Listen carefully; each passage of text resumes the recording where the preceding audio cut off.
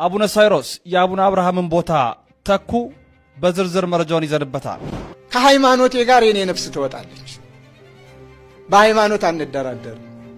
ስለዚህ ሁላችንም በያለንበት ልንሰራው የሚገባንን እንስራ።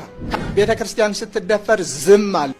መገናኛ ቆሞ ሃሌሉያ ኢየሱስ ያድናል፣ ሃሌሉያ ሜክሲኮ ላይ ሆኖ ኢየሱስ ያድናል፣ የታመመ ለታ ማርያም ማርያም ይላል።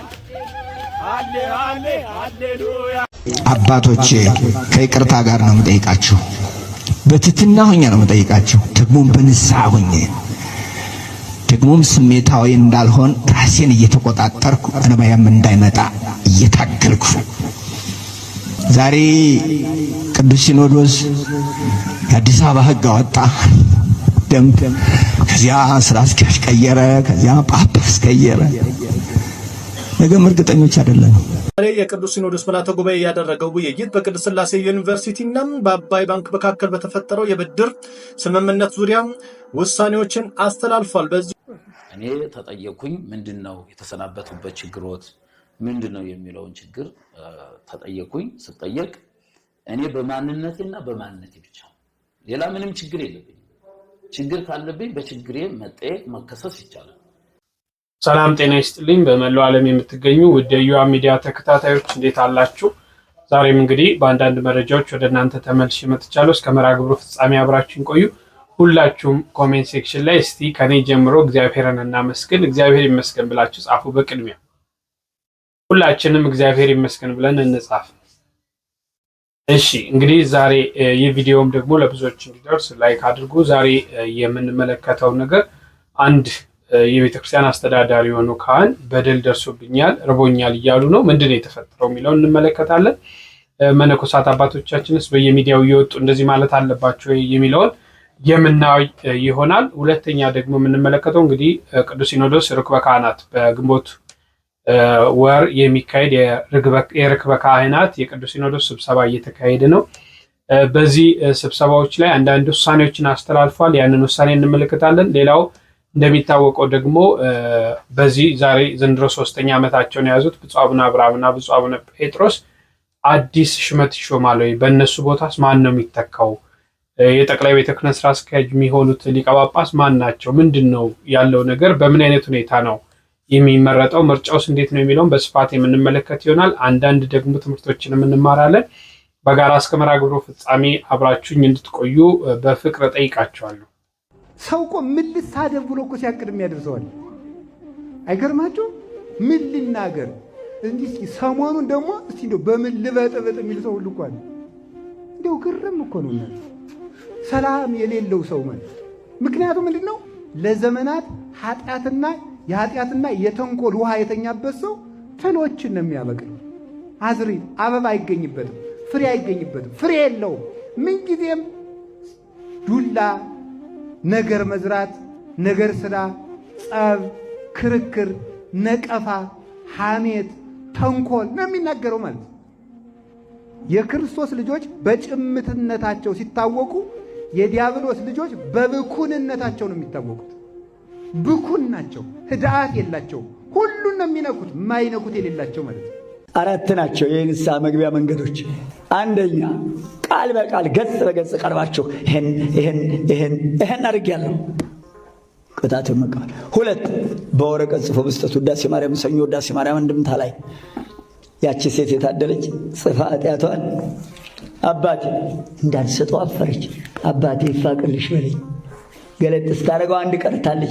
አባቴ ያቸው የፈራኋት አላሳርፍ ያለችኝ ህሊናዬን የምትጎስብ ስወጣ ስገባ የምታቃጥል ይቀርታ ለእኔ አይቻለኝም ሂጂ አላት።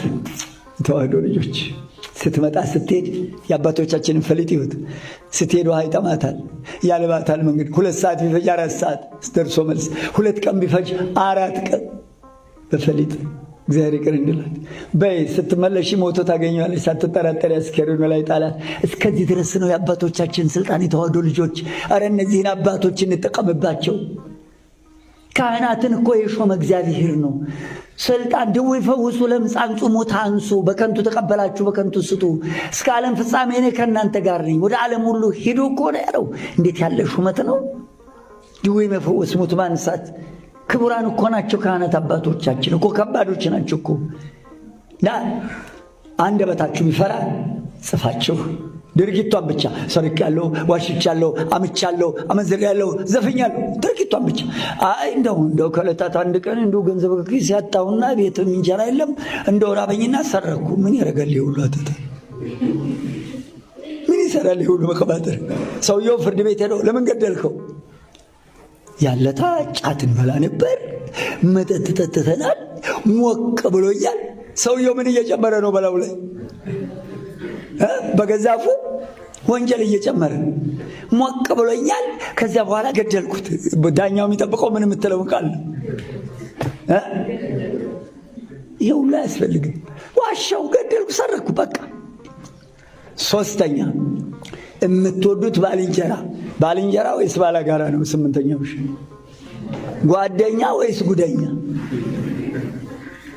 አለ? ባልንጀራ የምትወዱት ባልንጀራ ካለ ወይም ጓደኛዬ ነው የሚባለው። ጓደኛ አይደለም፣ ጓደኛ።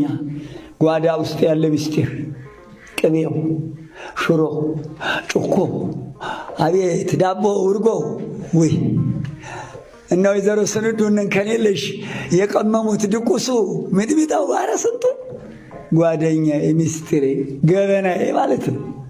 እውነት ጓደኛ ካለ እናንተ ልጅ ይኸውልህ ነፍስ አባቴ መምህሬ ገሌ ናቸው፣ ስሜን እንዳትነግር ግን የነፍስ ልጅ ሆኖ በላቸው። እርሶን ለማየት ፈርቶ አብሮ ስለኖረ አቤት ይህን ኃጢአት እንዴት ይሰራል ብለው ይታዘቡኛል ብሎ እኔን ልኮኛል። ግን እንዲህ የምትልኩት ወንደኛለ። ገና አንድ ነገር የጓዴ ትላንትና አንድ ሚስጥር ልንገርህ፣ ገና ሚስጥር ነው ሲለው እዚህ ጋር ይሸቀሽቃል፣ ይወጋዋል። አውራ ይለዋል። ገና እኮ ገና ሳይጨርስ የእናትህ ልጅ እውነተኛ ጓደኛ ካለህ ይኸውልህ ይህን ሰርቻለሁ ጻፍና ስጠው። አባቴ ልጅ ነው ይኸው ኃጢአቴን ተቀበልልኝ ብለዋል ብሎ ያ ወረቀቱን ይሰጣል፣ ወይ በቃል አስጠንቶ ይልከዋል። እግራቸው ስር ድፍት ብሎ ቅጣቱን ተቀብሎለት ይመጣል። እግዚአብሔር ይፍታህ ብለዋል ሲሉኝ አቤት አባቴ ይፍቱኝ። ያ ተራራ የማይከልለው ደመና የማይገርደው አምላክ እዛ ሆኖ ይፍቱ ሲል እሱ እስከሚመለስ ድረስ በግንባሩ ተደፍቶ ተንበርክኮ ነው የሚጠብቀው። እዛ እግዚአብሔር ይፍታህ ሲሉ ከራስ ጠጉር እስከ እግር ጥፍሩ የያዘው አስሮት የነበረ የኃጢአት ሰንሰለት አብሎ ይወርድለታል። ከዚያ በኋላ ቅጣቱን በደንብ ተረድቶ ይዞለት ይመጣል፣ ይጨርሳል። ያጭቃል። ሶስተኛው የማይታወቅበት ደብር ሄደህ ሸምገል ያሉ ካህን በመድኃኔዓለም በመብርሃን አባቴ አይለፉኝ፣ ይገላግሉኝ፣ በኃጢአት ታስሬ መጥቻለሁ፣ ይፍቱኝ። ይኸው የሰራሁት ኃጢአት ብትፈልግ ጽፈህ ብትፈልግ በቃልህ ተረስቶ እንዳይቆጭህ ተምረሃል። ጽፈህ ብትሄድ ጥሩ ነው። ከመመላለስ ጻፍ አድርገህ ውዳሴ ማርያም ውስጥ እዛች ጸሎት ውስጥ አድርገህ ይኸው አባቴ ገላግሉኝ።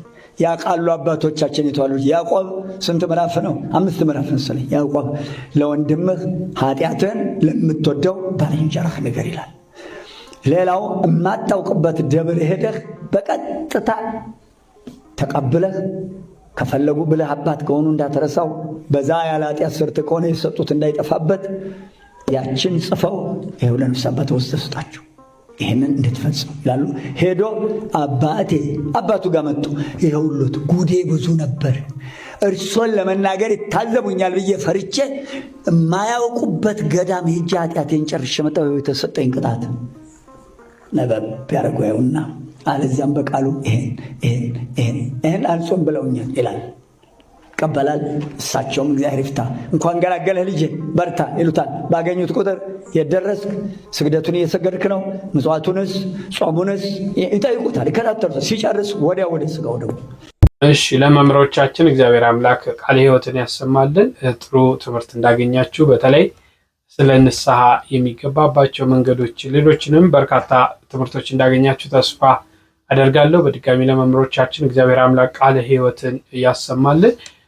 እስቲ በቅድሚያ ስለ ሲኖዶስ እንመልከትና ምን አይነት ውሳኔዎችን ነው ያስተላለፈው ቅዱስ ሲኖዶስ የሚለውን የቅዱስ ሲኖዶስ ምልዓተ ጉባኤ ያደረገው ውይይት በቅድስት ሥላሴ ዩኒቨርሲቲና በአባይ ባንክ መካከል በተፈጠረው የብድር ስምምነት ዙሪያ ውሳኔዎችን አስተላልፏል። በዚሁም በአባይ ባንክና በቅድስት ሥላሴ ዩኒቨርሲቲ መካከል የነበረው ብድር እንዲቋረጥ ተደርጎ የተወሰደው ከ100 ሚሊዮን ብር በላይ ለአባይ ባንክ ተመላሽ ተደርጎ ለመያዣነት የቀረቡ ህንፃዎችም ከዳገዳ ነፃ ሆኖ ወደ ቤተክርስቲያን ቋት በማዕከል እንዲመሩና ቀጣይ በየትኛውም አድባራትና ገዳማት ያሉ የቤተክርስቲያኗ ንብረቶች ለማስያዣነት ሳይቀርቡ ውሳኔ እስካልተሰጠ ድረስ የቤተክርስቲያን ንብረትን በማስያዝ ከየትኛውም ባንክ መበደር በህግ እንዲደነገግ መመሪያ ተሰጥቶበታል።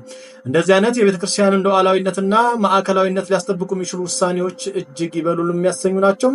ለአባቶቻችን ሐዋርያት የረዳ ያገዘም እግዚአብሔር መንፈስ ቅዱስ ለኛም አባቶች መልካሙን ነገር ያሳስባቸው። ሰላም ለሀገራችን። እሺ እንደተከታተላችሁት ነው። አዎ ቅድስት ሥላሴ በተለይ ቅድስት ሥላሴ ዩኒቨርሲቲ አዲስ እያስገነባ የሚገኘው ህንፃ አለ። ይሄ ህንፃ እንግዲህ በብድር ከአባይ ባንክ በተወሰደ ብድር ነው ህንፃው እየተሰራ ያለው። ቅዱስ ሲኖዶስ ግን በአስቸኳይ ብድሩ ተመልሶ ያው የብድሩ ሲመጣ ማስያዣ የተያዙ ንብረቶች አሉ። እነዚህ ንብረቶች በአስቸኳይ እንዲለቀቁና ከዚህ በኋላ በራስ ሀብት እንዲሰራ ከቤቱ ባለው ሀብት እንዲሰራ እንጂ በፍጹም ብድር አይቻልም የሚሉ የተለያዩ ውሳኔዎችን አስተላልፈዋል። በየደብሩ በየገዳማቱ ቤተክርስቲያኒቷ ንብረት እያስያዙ ብድር መበደርም እንደማይቻል በጣም ደስ በሚል ሁኔታ አስተላልፈዋል። ለምንድን ነው ይሄ በየጊዜው የሚነሱ በየቦታው የሚሾሙ እነዚህ ባለስልጣናቶች፣ አለቆች፣ የተለያዩ አካላቶች ብድር ይበደሩና አንድ ስራ እንሰራለን ብለው ያ ብድር እድሜ ልክ ያ ቤተክርስቲያን ሲከፍል ይኖራል፣ ንብረቱ ይያዝበታል። ይህ ደግሞ በፍጹም ትክክለኛ የሆነ ስራዎች ስለማይሰሩ በፍጹም መሆን የለበትም የሚል ጥሩ የሆነ ጥብቅ የሆነ ውሳኔዎችን አስተላልፏል። እንግዲህ ቅዱስ ሲኖዶስ ይሄ ደግሞ በጣም ብዙዎችን ልብ ያሳረፈ ብዙዎችን ያስደሰተ ውሳኔ ነው። እንግዲህ 5ኛ ቀኑን ይዟል ቅዱስ ሲኖዶስ ስብሰባ። ገና ብዙ አጀንዳዎች ይቀሩታል። እነዛን አጀንዳዎች ከነገ ሰኞ ጀምሮ እየተወያየ ውሳኔዎችን ያስተላልፋል ማለት ነው። የቅዱስ ሲኖዶስ ውሳኔ ደግሞ እኛ ምዕመናን የመከታተል የማክበር ግዴታ አለብን። ሌላው በዚሁ ተያይዞ እንግዲህ ሰፊ በተለያዩ ማህበራዊ ሚዲያዎች ሰፊ ሽፋን እየተሰጠ የሚገኘው ብፁዕ አቡነ አብርሃም ወርደው ብፁዕ አቡነ ሳዊሮስ ይሾማሉ የሚሉ ሰፊ ሽፋኖች እየተሰጡ ነው። ያ የቅዱስ ሲኖዶስ የመንፈስ ቅዱስ ስራ ነው። እንግዲህ ብፁዕ አቡነ አብርሃምና ብፁዕ አቡነ ጴጥሮስ የዛሬ 3 ዓመት በግንቦቱ ሲኖዶስ ነው በርክበ ካህናት የተሾሙት። የጠቅላይ ቤተ ክህነትና የቅዱስ ሲኖዶስ ዋና ጸሐፊ ሆነው የሚሾሙት እንደ ሕገ ቤተ ክርስቲያኑ ለ3 ዓመት ነው የሚያገለግሉት። ለ3 ዓመት አገልግለው ስራቸው ታይቶ አመርቂ ውጤት ካመጡና እጅግ አስፈላጊ ከሆኑ ደግሞ ሲኖዶሱ የ1 ዓመት የስራ ዕድሜ እንደሚጨምርላቸው ሕገ ቤተ ክርስቲያኑ ይናገራል። ይህ ካልሆነ ካልጨምረላቸው ግን በ3ኛው ዓመት ሌላ ሊቀ ጳጳስ ይሾማል ማለት ነው። እንግዲህ ያው ዘንድሮ 3ኛ ዓመታቸውን ብፁዕ አቡነ አብርሃም እና ብፁዕ አቡነ ጴጥሮስ ይጨርሳሉ ማለት ነው። በ23ኛው አጀንዳም የተያዘው የጠቅላይ ቤተ ክህነት እና የቅዱስ ሲኖዶስ ዋና ጸሐፊ የምርጫ ሁኔታ የሚል ነው። ገና አልተደረሰበትም። በዚህ ውስጥ እንግዲህ አንዳንድ አካላቶች የራሳቸውን ፍላጎት በማስቀመጥ ገሌ ብፁዕ ገሌ ይሾማል፣ ብፁዕ ገሌ እንትን ይላል እያሉ ሰዎች የራሳቸውን ፍላጎት ነው እንጂ የሚያስቀምጡት ቅዱስ ሲኖዶስ ያስቀመጠው ነገር የለም። ልክ አጀንዳው ላይ ሲደርስ ምርጫ ይደረግ ተብሎ ከተወሰነ በኋላ ምርጫ የሚያደርጉበት የራሳቸው የሆነ እጩ ሆኖ የሚቀርቡ የሚመረጡ አካላቶች ይኖራሉ። ያ በድምፅ ብልጫ ሚስጥራዊ በሆነ ድምፅ ብልጫ ምርጫ ያደርጋሉ ማለት ነው። ያኛው እንግዲህ ገና ስንደርስ ነው የምንመለከተውና ብፁዕ አቡነ ገሌ ብፁዕ አቡነ ገሌ እየተባለው በየሚዲያው የሚሰራጩ ነገሮች ፍጹም ሐሰት እንደሆነ እንድትገነዘቡ እፈልጋለሁ። በዚህ ግን በአገልጋዮች ዙሪያ እውነት ብፁዕ አቡነ ገሌ ይመረጡ ይባል ለስራ ነው ወይ ለቤተክርስቲያን ይሰራሉ ተብሎ ነው ወይ ከምን አንጻር ነው ገሌ ይመረጥ የምንለው የሚለው ያው ሁላችንም የራሳችን ኢንተረስት አለን። ብፁዕ አቡነ ጴጥሮስ ግን በአንድ ወቅት በዚህ ዙሪያ ያስተላለፉት ጉዳይ አለ። እስቲ መልእክት አለ፣ ስሙት። አባቶቼ ከይቅርታ ጋር ነው የምጠይቃችሁ፣ በትህትና ሆኜ ነው የምጠይቃችሁ፣ ደግሞም በንስሐ ሆኜ ደግሞም ስሜታዊ እንዳልሆን ራሴን እየተቆጣጠርኩ እንባዬም እንዳይመጣ እየታገልኩ ዛሬ ቅዱስ ሲኖዶስ የአዲስ አበባ ሕግ አወጣ፣ ደንብ፣ ከዚያ ስራ አስኪያጅ ቀየረ፣ ከዚያ ጳጳስ ቀየረ። ነገም እርግጠኞች አይደለንም። ምክንያቱም በእያንዳንዱ አገልጋይ አእምሮ ቤተ ክርስቲያን ስለሌለች ከቤተ ክርስቲያን የሚገኘው ጥቅም እንጂ ቤተክርስቲያን ሆነን የምናደርጋትን ነገር እንጂ እንዴ አደራ እንዳልኳችሁ ነው። ልናገር ትፈቅዱልኛላችሁ? ልናገር እዚያች ቤተክርስቲያን ሆነን የምንጠቅመውን ሰው ወይም የምንጠቀመውን ነገር እናስባለን እንጂ እውነት ሐዋርያው ጳውሎስ በእስር ቤት ሆኖ በተናገረው ለአንድ ጌታ፣ ለአንድ ጥምቀት፣ ለአንዲት ቤተክርስቲያን መስራት ብንችል እውነት የኢትዮጵያ ቤተክርስቲያን አሁን ባለችበት ደረጃ ትኖራለች ወይ? እውነተኞች ብንሆን እውነት የተቆጠረውን በትክክል ብናስገባ ያስገባነውን በትክክል ብንጠቀም አማኞች ብንሆን እውነት የኢትዮጵያ ኦርቶዶክስ ተዋሕዶ ቤተክርስቲያን መንግስትን አትመራም ነበር ወይ? እውነት እኛ ትክክለኛ ሆነን በትክክለኛው በቅድስናው ቦታ ብንቀመጥ ኢትዮጵያ 3 ወር ይጨርስባታል ወይ? ችግሩ ነው አይጨርስም። የኛ ባልተስተካከለ ቦታ ላይ መቀመጥ ነው የአገሪቱንም ደም ያፈሰሰው ያለው። ይቺ ቤተክርስቲያን ሸክም አለባት። ይቺ ቤተክርስቲያን የህዝቡ ሸክም አለባት። ይቺ ቤተክርስቲያን ማለት እኔና እናንተ ነን። ይቺ ቤተክርስቲያን ባይምሯችን ካለች የኢትዮጵያ ችግር 3 ወር ብቻ ነው የሚጨርሰው። ግን ቤተክርስቲያኒቱ ባይምሯችን ስለሌለች ሁሉም አሁን እርግጠኛ ነኝ አሁን ሄኖክና መጋቢያ ይላፍ እርግጠኛ ነኝ ዛሬ ከሰዓት በኋላ 50-60 ስልክ ተደውሎላችኋል። ቤተክርስቲያንን እንድታገለግሉ አይደለም ወይ ዘመድ እንድትቀጥሩ ወይም ደግሞ እንድታሻሽሉ ወይም ደግሞ ምን እንድትሉ። ከዚያ ወጥተን እስቲ ቤተክርስቲያንን እንይ። ሐዋርያው የሚነግረን ወደ ታች ካልወረደ አለው መጽሐፉን። የሚገርም እኮ ነው። የክርስቶስን ወደ መቃብር መውረድ ነው። ወደ ትትና ወደ ታች ወደ ዝቅታ ወርዶ ከፍ ሲል የኛን ከፍታ ደግሞ ይዞ መጣ። በከፍታው እኛን በእያንዳንዳችን ደግሞ የሥራ ድርሻ ሰጠን። ቅድም የማህሪያችን ነው፣ አሁን ደግሞ የሥራ ድርሻችን ነው የነገረን።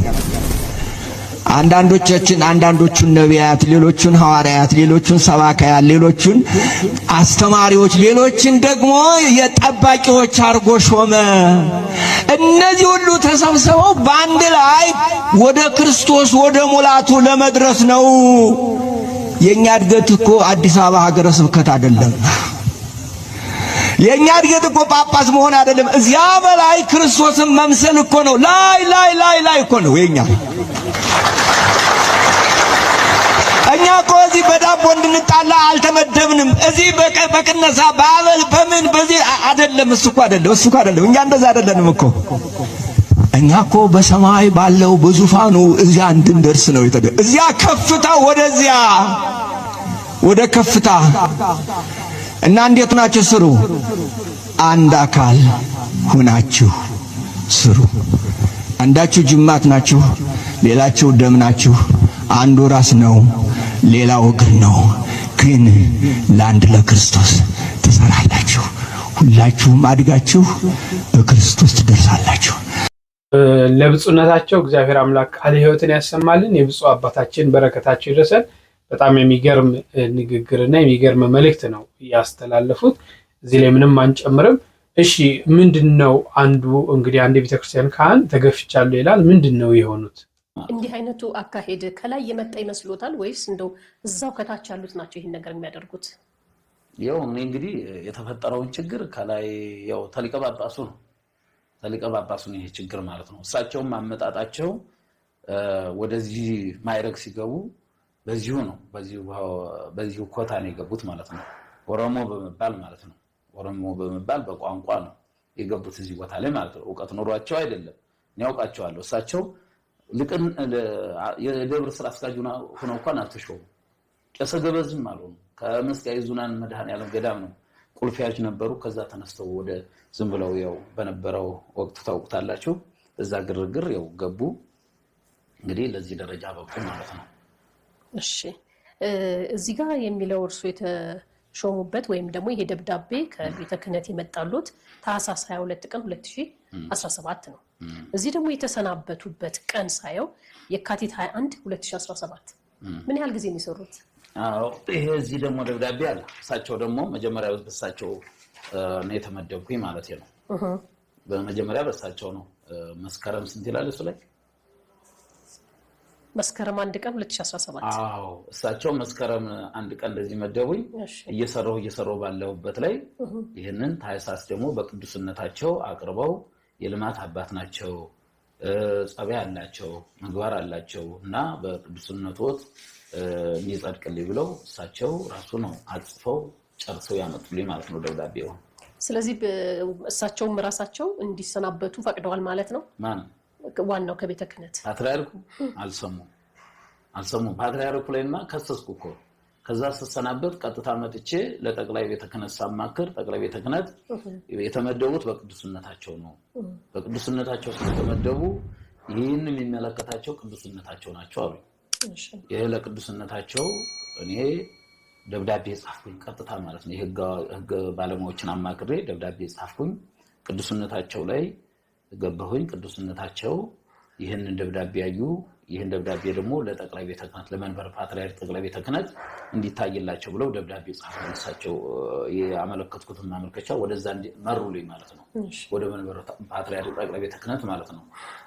ጠቅላይ ቤተ ክህነቱ ደግሞ ይህንን አዩና አይተው መርምረው በአስተዳደር ጉባኤ ይህንን ቅዱስነታቸው የመደቡትን ቅዱስነታቸው ነው ማንሳት የሚችሉት እንጂ እሳቸው ማንሳት አይችሉም እና በቋሚ ሲኖዶስ ተመርምሮ ታይቶ ወደ ስራቸው እንዲመለሱ ብሎ መንበረ ፓትርያርክ ጠቅላይ ቤተ ክህነቱ ወደ ቅዱስነታቸው መለሰው ማለት ነው። ደብዳቤ መልሶ ቅዱስነታቸው ደግሞ በአስቸኳይ ለቋሚ ሲኖዶስ እንዲቀርብ አደረጉልኝ። ለቋሚ ሲኖዶስ ላይ ቀረበ። እሳቸውም ሊቀ ጳጳሱም ቀርቧል ተጠይቋል ተብሏል። እኔ ግን የራሴን ነው የማውቀው። እኔ ተጠየቅኩኝ። ምንድነው የተሰናበቱበት ችግሮት ምንድነው የሚለውን ችግር ተጠየቅኩኝ። ስጠየቅ እኔ በማንነቴና በማንነቴ ብቻ ሌላ ምንም ችግር የለብኝም።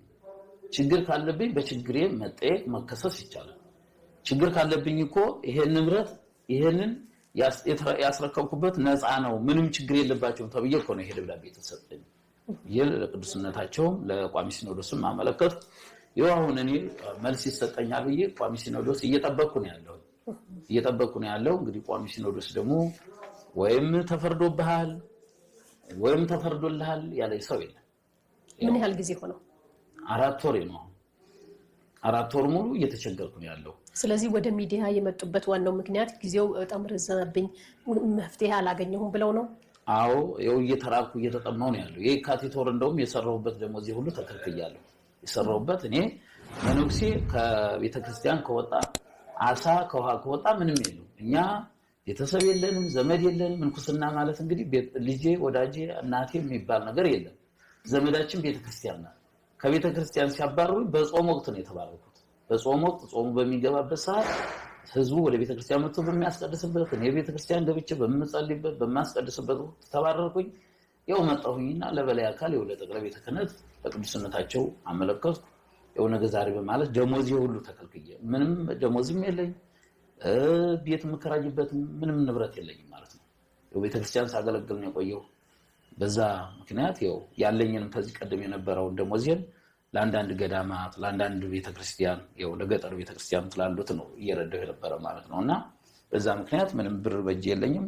አሁን ዝም ብዬ አንድ ቀን አንዱ ሰው በየጓደኞቼ እየሄድኩ ነው እያደርኩ ያለሁ ማለት ነውና ስለተራብኩ ስለተጠማሁ ስለተቸገርኩ ነው ይሄን አሁን ወደ ሚዲያ የቀረብኩ ማለት ነው።